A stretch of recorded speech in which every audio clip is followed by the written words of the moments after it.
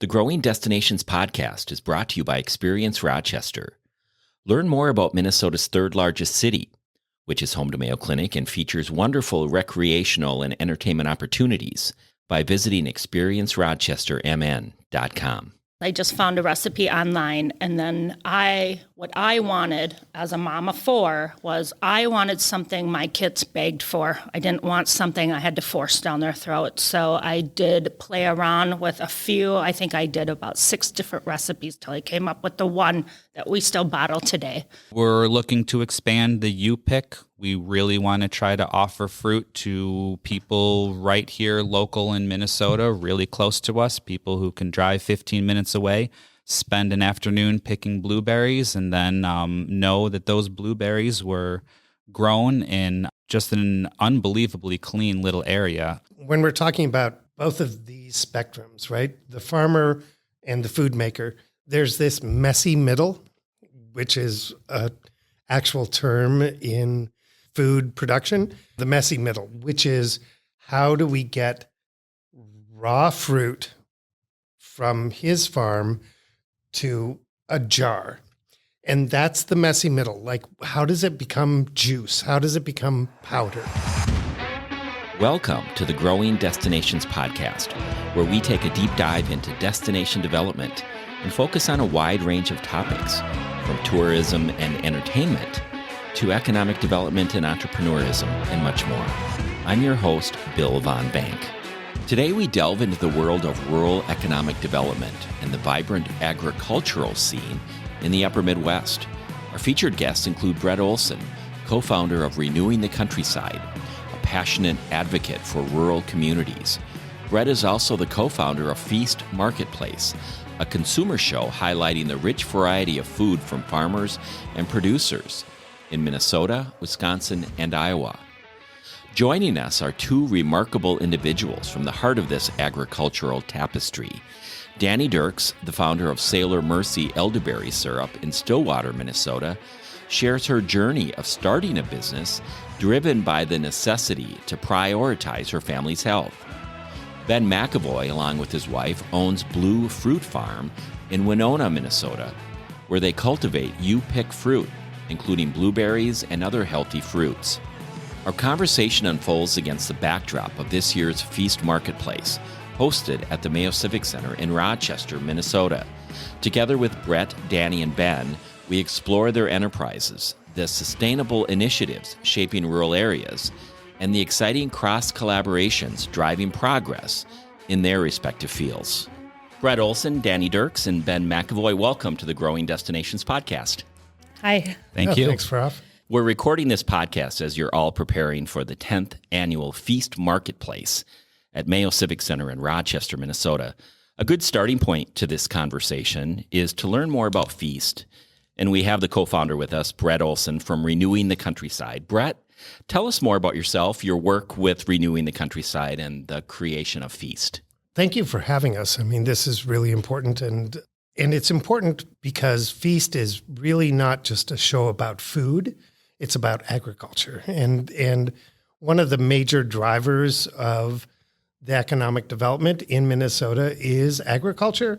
And so there are plenty of food shows around the world, but very few of them are so focused on where the food actually comes from that goes into, Blue Fruit Farm or Sailor Mercy. And we really try to focus on having food from someplace and from a specific farmer. So a little background on Renewing the Countryside. I'm one of the co-founders of that organization, and we've been around for 20 years. This is our 20th anniversary as well. So congratulations. Yeah, thank you. 10 years for Feast, but 20 years for Renewing the Countryside.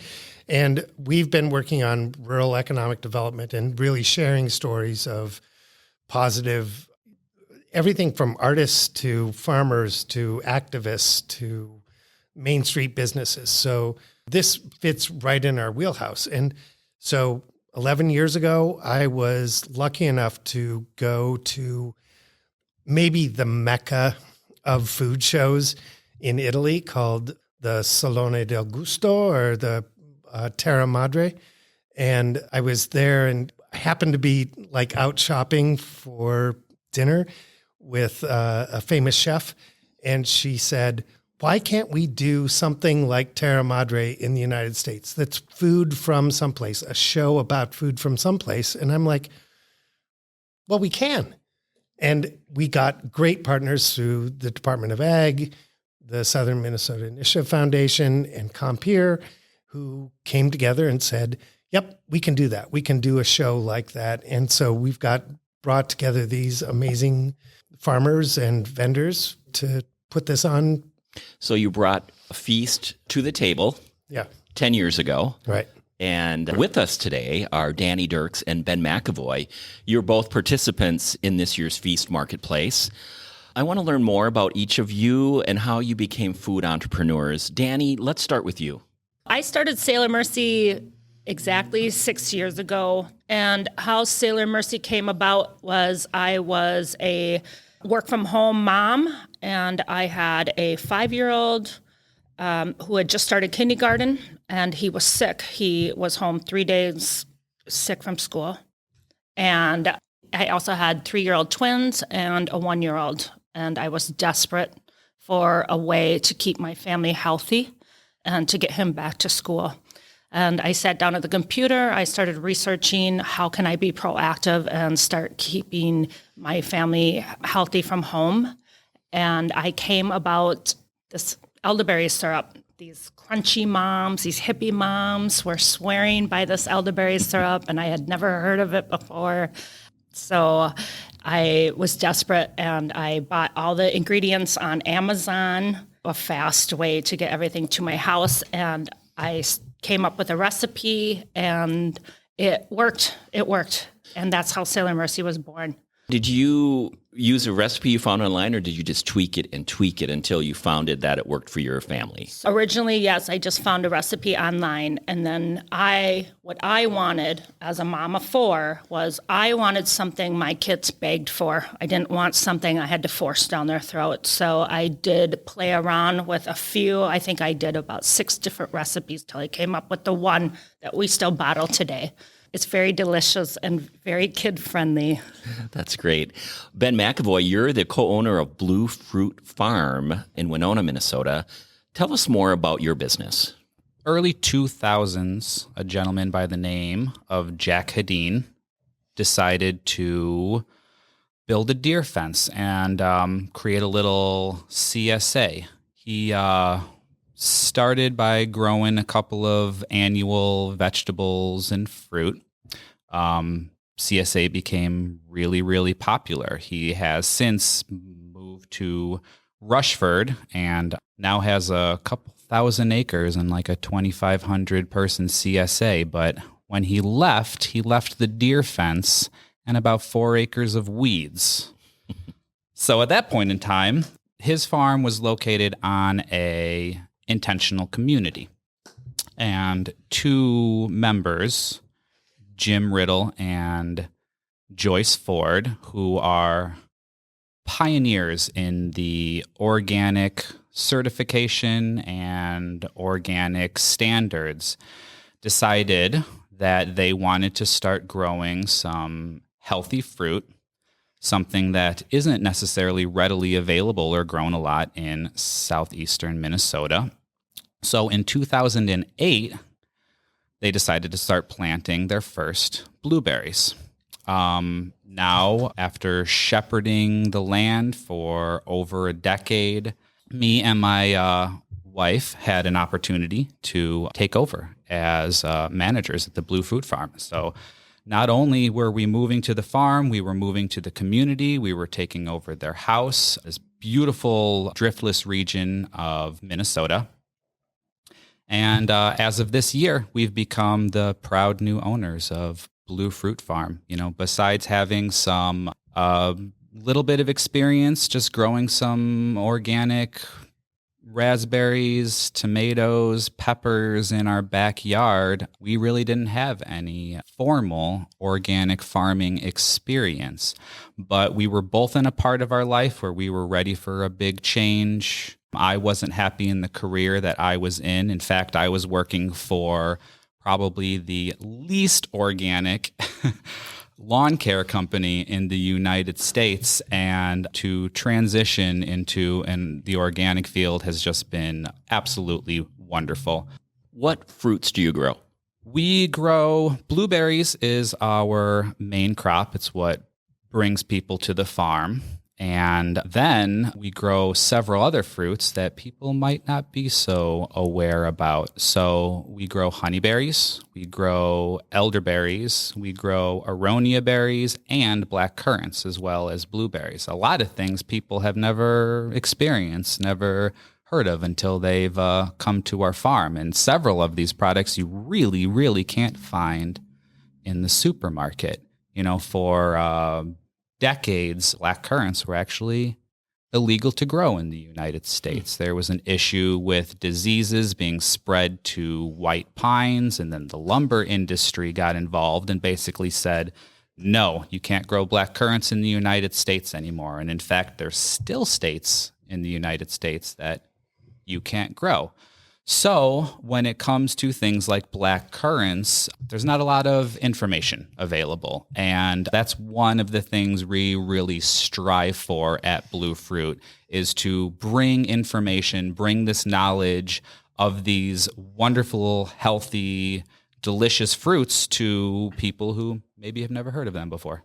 Dani, what sets Sailor Mercy elderberry syrup apart from other products on the market, and how has it contributed to the natural health and wellness of families? Sailor Mercy, we are a Stillwater, Minnesota company, and I now employ 18 local women. That is, to me, my thing I'm most proud of right now. I love it. I love my team so much. I couldn't do it without them. Something about Sailor Mercy is, over the years, as we try to grow and scale, I really try to make an effort to stay true to the principles I've started with, including glass bottles, local raw honey, things that as you grow as an entrepreneur, you try to cheapen your product to get it to wholesale pricing. And there's things I won't compromise on.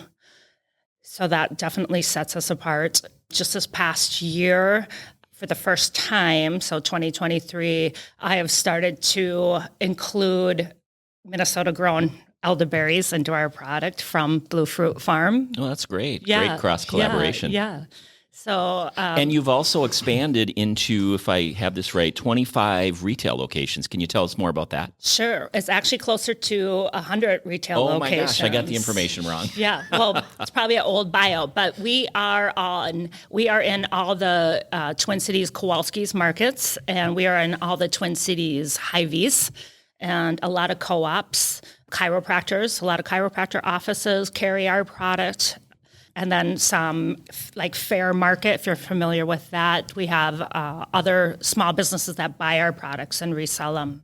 So it's amazing. It's amazing. Ben, talk us through how people can purchase your product. In the last couple of years, we're actually been establishing ourselves as a U-Pick farm. In the past, Blue Fruit never really did that much U-Pick, but in the last couple of years, we've really opened ourselves up to the opportunity to bring a lot of people out to the farm, and that's been an amazing venue. We've had so many new faces, so many wonderful families come and just be interested in coming. You know, how much better is it, to know where your food come from than to pick it off of the plant yourself. Besides U-Pick, we are a pretty small farm. We do a lot of deliveries. We love to deliver to our locals in Winona, but we also set up schedules so people kind of around the state can get a little bit of our product. We'll do deliveries to right here in Rochester. We'll even do some deliveries out to the cities. We actually have worked with some amazing people out in the cities, from restaurants to big CSAs to, of course, Sailor Mercy. And a little shout out, we swear by your fire cider. Me and my family absolutely swear by that fire cider. I think it's what kept us healthy this last winter. So thank you very much. Of course, local pickup right at the farm. When we're talking about both of these spectrums, right? The farmer and the food maker. There's this messy middle, which is an actual term in food production, the messy middle, which is how do we get raw fruit from his farm to a jar? And that's the messy middle. Like, how does it become juice? How does it become powder?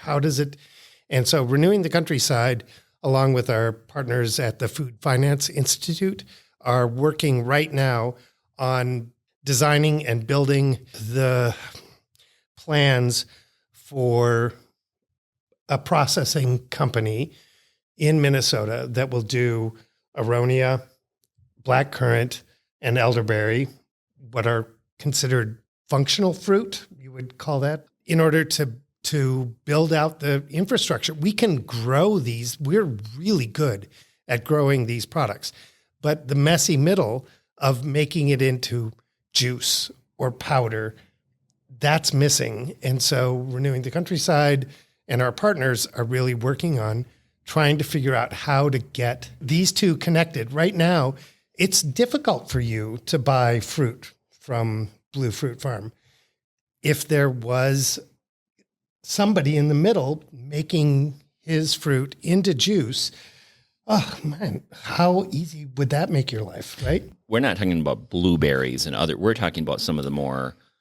It could be expanded into any of those. Any of the fruits. We're just looking at those three to start with because I don't like the word functional fruit.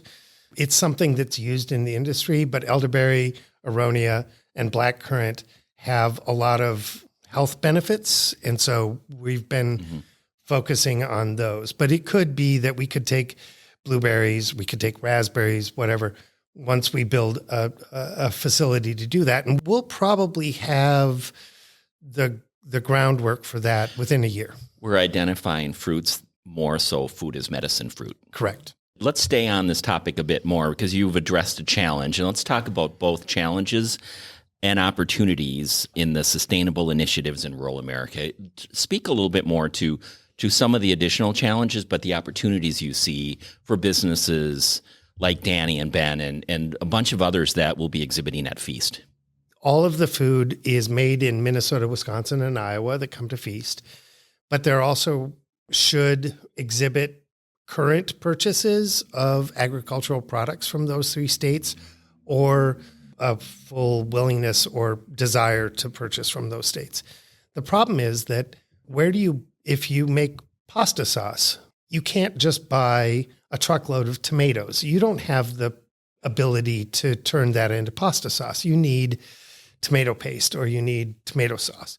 So that's that messy middle where that's the big problem, is that we don't have herb dehydrators. We don't have people making tomato sauce. We've got, great companies like up in Plainview. They've got a canning plant for sweet corn, but those kind of in the middle manufacturing is missing. And we're hoping that by bringing this show and really trying to focus on not only making the food here, but having the food come from here, that we can build out an infrastructure, create jobs, create new companies, create an economy in Southeast. Because, man, we can grow great food. I mean, we're so good at growing food down here. How do we take it to that next level? How do we, and not onesie twosies, but, into, like you said, about scalability, right? When you're trying to scale a product, it's easy for you to go and say, look, I can buy 5,000 gallons of honey from who knows where. It's really cheap. Your product still tastes the same, but you're not supporting those local farmers. And so how do we get those kind of industries built around these food companies to really support it? So how do you do that? Is it legislative supported? Is it the Department of Ag? I mean, how do you get That's going to be all of those, right? Department of Ag has been a great supporter of the Feast Food Show and really does great things. I went to Expo West with them, and they're just some really amazing food companies. But I think it's going to take private individuals and investment into these production facilities, right? So like Frontier, the herb company, the state of Idaho didn't build them a dehydrator, right? They had private investment, but the demand was there, and Idaho is, high desert, so it's dry. And so growing herbs there is great, but they're also based in Iowa. They're right across the border from us. We could do that here if we can show the demand and the production. So I think, we're just a couple tweaks away, and especially with this functional fruit plant that we're trying to develop, we've got a little bit of some seed funding to do that. But I was talking to an international ingredient supplier, and I was talking about North American elderberry compared to the European elderberry. And he's like, yeah, I'll buy it from you, but I need 4 metric tons a month of powder, not juice, 4 metric tons of powder.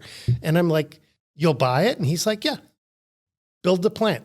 So there is a demand out there. We just need to, stack the capital and figure out how to build it. Well, as we think about demand, and Dani, I want to ask you first, what do you envision for the future of Sailor Mercy, and how do you plan to continue aiding families nationwide with natural immune defense? So for Sailor Mercy, I'd love to see us keep scaling and growing. I would love to be in Whole Foods and Targets. I would love to be every family's go-to for elderberry syrup. I'm a big believer that every house in the United States should have a bottle of elderberry syrup in their medicine cabinet. I see us continuing to build partnerships with other local businesses. I love that our company now I can say, hey, when you buy a bottle of elderberry syrup, not only are you supporting my family of 4 children, but you are supporting, I think my company has, with the 18 women, we have about 65 children under us, which is amazing. And then also now that we are adding more and more Minnesota-grown elements to our company, now you're supporting Ben's family. We get all of our honey currently from Bolton Bees. They're another small family. They live about a mile away from me, a young couple with a small child. It's just amazing. It's amazing when the consumer takes a minute to say, yes, I could go to Amazon and buy a bottle of elderberry syrup for $10 cheaper, but I'm going to make a conscious effort and choice to support my local community, my local schools. Made with local product. Correct. Ben, same question for you. What does the future look like for Blue Fruit Farm? Looking at it from the other side as somebody who grows food, we don't have this big interest in scaling up. We are limited to our little 4 acres. And, as it turns out, it's, definitely the future of our farm is still and always going to be a mom and pop operation. And we've talked to a lot of experienced farmers about growing food. And there's this, you want to strive for kind of either one or two things. You want to stay small, keep it a mom and pop operation, or really, really try to scale up. Now, I feel like the difficulty with scaling up is you're really thinking about finances, you're thinking about profit, you're thinking about how to maximize. And for us, the issue is you can get stuck into that little middle ground. For us, the future of Blue Fruit Farm will always remain in that little 4 acres, and we're looking to expand the U-pick. We really want to try to offer fruit to people right here, local in Minnesota, really close to us, people who can drive 15 minutes away, spend an afternoon picking blueberries, and then know that those blueberries were grown in just an unbelievably clean little area. We're on just this wonderful little island known as Wiskoy Valley, and it's always a delight having people come out to the farm. They can see us surrounded by 30 plus acres of maintained tall grass prairie, and other side of us surrounded by hardwood forest. It's a pretty dream place to grow fruit. So future of Blue Fruit Farm, we love the opportunity to work with companies like Sailor Mercy. In fact, you've mentioned it yourself, that we really know how to grow food. And getting information out there, getting these, middlemen involved, because right now we have an immense amount of aronia berries, and aronia is just starting to kind of hit the radar. I feel like 10 years ago when Jim and Joyce originally put those aronia berry plantings in, there wasn't a market necessarily for it. Now we're starting to see a little bit of a market for it, and we're starting to get a little bit of awareness out. So we would love to try to find some processors, some distributors. We have a couple 1,000 pounds of aronia, and honestly, we have a little bit of a difficult time figuring out where it all goes at the end of the year. We're sitting on about 700 pounds of frozen aronia right now because we can't find that juicer. We're looking for, a company like, I don't know if you can do name drop big organizations, but Ocean Spray or something now with a hint of aronia to put that kind of advertising, that kind of awareness out there for something that people really haven't heard of would probably just explode, customers on our radar. So our little website, our little videos that we might post, we can reach a small amount of people, but to try to get the awareness out there where it becomes a household name. And when that happens, I think that's going to be the perfect opportunity for our farm to be growing these amazing fruits and then have people love them, know them, bring them home. We started this conversation talking about Feast in its 10th year, and we have two participants here for Feast, and we have the organizers. So one final question. How important are events like Feast to grow businesses such as Sailor Mercy, Blue Fruit Farm, and Brett, how important is Feast to bring it all home? Feast, the marketplace, which happens here in Rochester, is about brand awareness and building community and getting a 1,000, 1,500 people to kind of like just really embrace it and enjoy the greatest food makers that the Midwest has. The real secret sauce is we have a specific wholesale only trade show in March where you can sell $1,000 worth of elderberry juice on November 4th. That doesn't run the show, right? And it doesn't run the show. But that wholesale marketplace that we do in March, that's where Kowalski's, that's where Cub, So the Feast here, yep. Feast Marketplace is business to consumer. Business to consumer. And then the other one in March is B2B, right? Yep. And that happens up in Cannon Falls, so not far away. Not far, yep. We try to keep renewing the countryside. It's a countryside organization. We try to keep things, we shoot ourselves in the foot. We could put it at the Minneapolis Convention Center, but we want the money to stay here in rural areas. That's where the food comes from. Dani, how about you? How important are Feast events to your business? I was really blessed to become part of Feast in 2019. I wasn't in any retail locations yet. I just gotten licensed in November, attended Feast in December. And the thing I love about Feast is kind of like what I said about staying true to your principle is they, like Brent said, they could blow up, they could grow, they could move to the Minneapolis where they have 1,000 vendors, but they stay true to their principles of connecting the maker with the grower and the consumer. and how important that is. I mean, it's so important. And I really do feel that Feast has helped me stay true to that and how important networking is with the other entrepreneurs.